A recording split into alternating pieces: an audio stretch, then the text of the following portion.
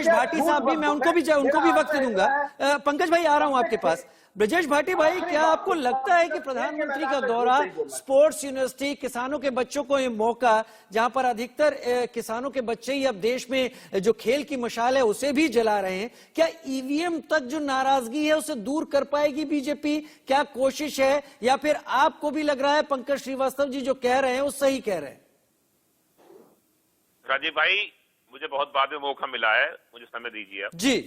मैं आपको बता दूं, प्रधानमंत्री जी ने कहा था कि 2022 में किसान की आय दुगनी हो जाएगी। आज हम 2022 में बैठे हैं, हमने सब पूरे देश में अपने किसानों पर चेक करवाया, किसी के पास कोई मैसेज नहीं आया है।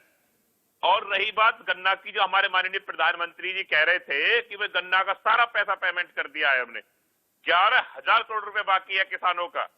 और जो कहते थे 1 रुपया की बढ़ोतरी नहीं की इन्होंने, ये जब पश्चिम उत्तर प्रदेश में चले थे, जैसे बड़ी बहन हमारी अनिला जी भी कह रही थी, ये दुधारू गाय है।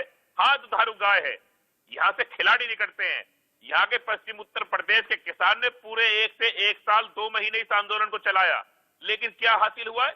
खाली जुमलेबाजी के अलावा पूरे प्रदेश में और पूरे देश में किसान कुछ हासिल नहीं हुआ है। इन्होंने किसान आंदोलन हमने स्थगित किया है, अभी खत्म नहीं किया है। 15 तारीख को हमारी फिर मीटिंग है। अगर ये सोच रहे हो देश के प्रधानमंत्री और ये बीजेपी के नेता कि किसान चुप बैठ गया, सब बातों को भूल गया, तो किसान चुप बैठने और भूलने वाला नहीं है। पश्चिम उत्तर प्रदेश में तो इनका खत्म है मामला। और ये धवाधव जो रैली हो रही है, चौथी रैली है, ये सिर्फ इनकी बौखलाहट है।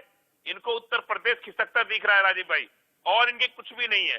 किसान इनसे खुश है ही नहीं, जिसमें 750 किसानों की शहादत होगी हो, और फिर ये कह रही है बड़ी बहन अनिला जी कि हमने किसान से के कानून वापस ले लिए, इससे किसान खुश है।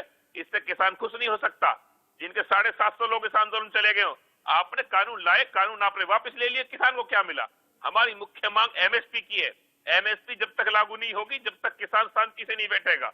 और रही बात चुनाव की, तो अब की बार किसान चुनाव में इनके भाटी साहब आपने एमएसपी का जिक्र कर दिया। यहाँ पर मेरे ख्याल से संयुक्त किसान मोर्चा सरकार के साथ संपर्क में है और इन तमाम चीजों पर काम चल रहा है। एक झटके में तो राकेश टिकैत का भी कहना था चीजें नहीं होंगी।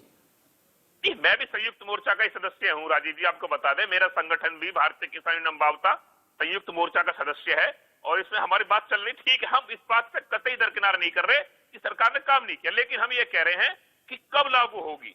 ये कानून तो हमने मांगे नहीं थे, जो इन्होंने कोरोना काल में किसानों पर थोप दिए थे और इन्होंने वापस ले लिए।